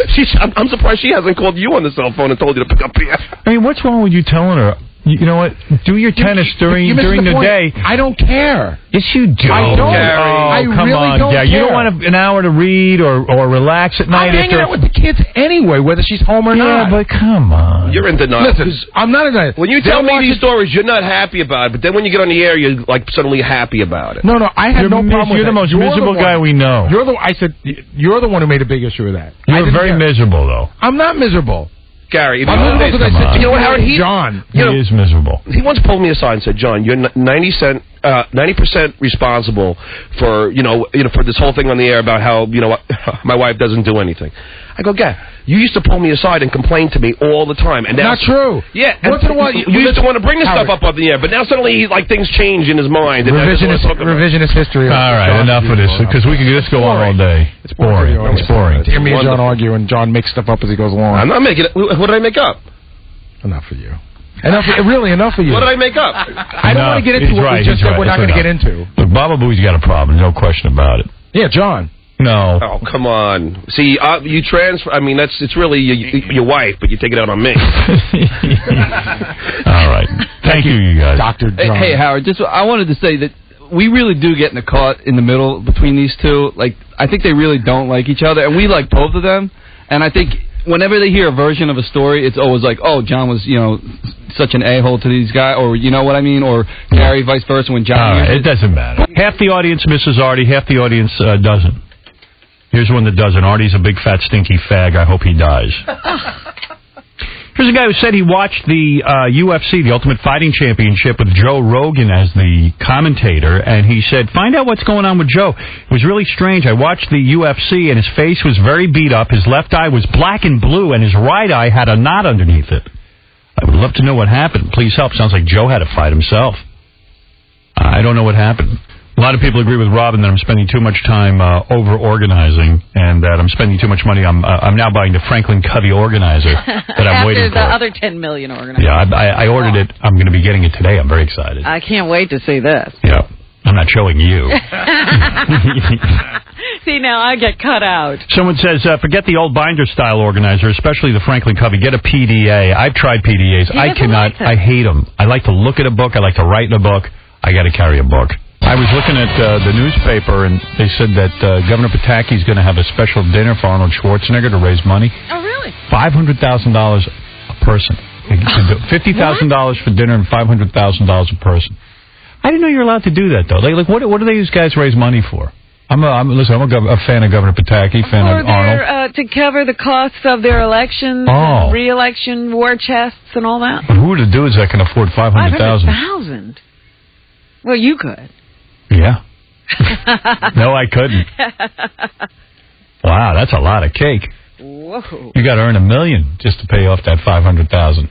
Yeah, just for dinner. Those guys better make a couple of laws that benefit me if I give them $500,000. Yeah, then you see where that influence thing comes in. Guy starts to lean on you if you pay $500,000 to eat with. Yeah, I mean, you got to take his calls if he's giving you $500,000. On that Simple Life, her behavior was abhorrent. I mean, like just vile. No awareness of how other people feel. Zero awareness of the world around her. I thought she was a little more aware than Paris. Yeah, but I mean, Nicole Richie walks into a bar and starts pouring bleach all over the pool table because she's angry because some people said she was a spoiled kid. I mean, it's like a mean streak. You watched the show obviously more closely than I. Oh yeah, I watched it pretty closely. I'll tell you what though. I'll tell you where CBS blew it though. That's a Fox show, but CBS blew it with this all-star Survivor. Yeah, because I'm a huge Survivor fan, and putting it on after the Super Bowl, I missed it. And then I read in the paper the next day who got kicked off. Mm-hmm. So now I don't even want to watch the episode, even though I taped it. Uh-huh. And so now I'm kind of not into it. I'm seeing I can get along without it.